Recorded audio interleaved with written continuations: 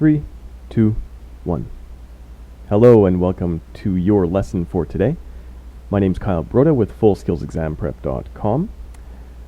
So you might have seen that the CIC just released the final details about the Federal Skilled Worker Program yesterday. They released the operational bulletin about a month ago, but the fine little details came out yesterday, and today we're on the ball, so we're offering to help you understand this new program.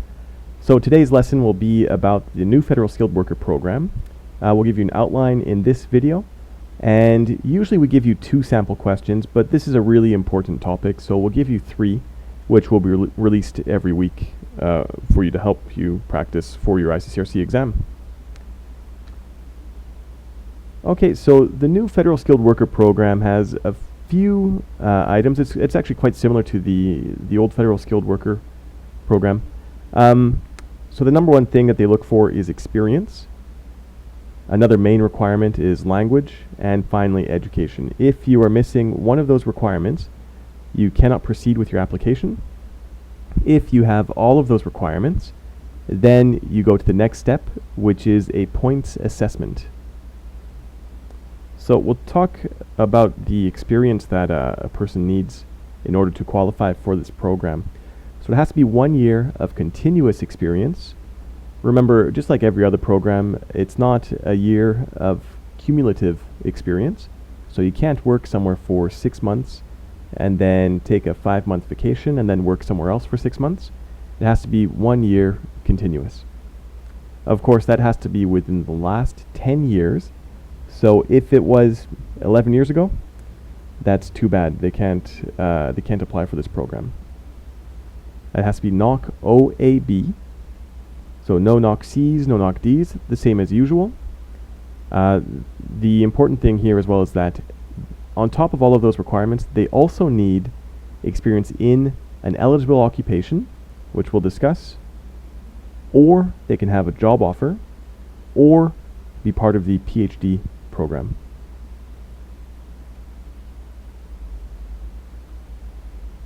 So we mentioned those eligible occupations a minute ago, and this might change in the future, so keep yourself updated through the CIC website.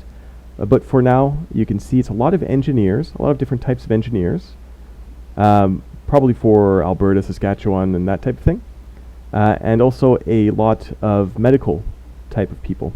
So for engineers, you can see we have civil engineers, mechanical, chemical, mining, geological, petroleum, aerospace, and computer.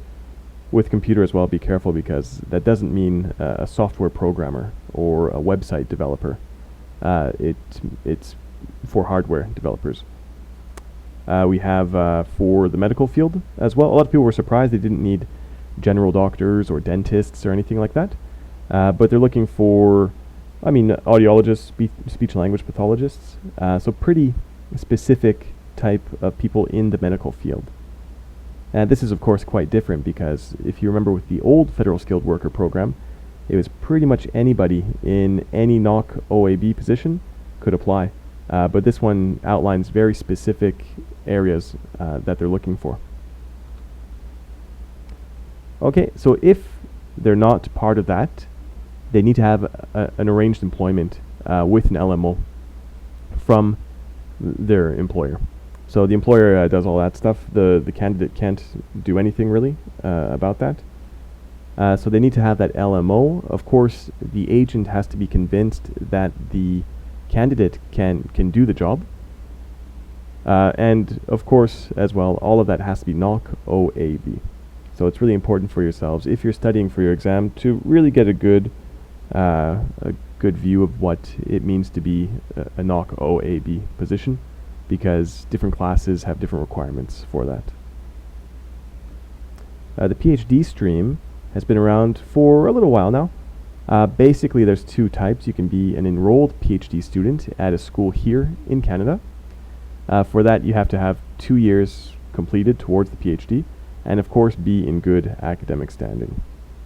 If you're a graduated PhD student, the person graduated, and then they're probably on a postgrad work permit, and they can apply under the Federal Skilled Worker Program as well. as long as no more than 1 year has passed since their graduation. And just like anything, they need to prove language, and they can't be required to return home as part of their education. So that could be a person on a scholarship or something like that that requires them to go home. We have the English and French skills. So this one's pretty straightforward, actually. Everyone just needs CLB 7. That's the minimum. They get more points if they make it to the points round. They get more points for having higher skills, and of course for the second language skills as well.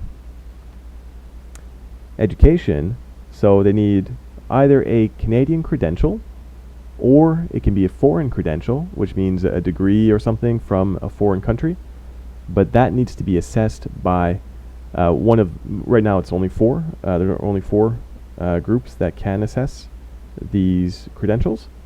But in the future, again, there might be more. So keep your eyes open on the CIC website for that as well. So these were the ones that we were really waiting for from the CIC regarding the points. On the operational bulletin, they had sort of the general details a month ago, but these ones here are the really specific ones. So you can see that they added a couple more, or a few more points in a couple of areas. And I'm not sure, I'll give you a second to think about it. So take a look through these and see if you could think of which areas they added more points to.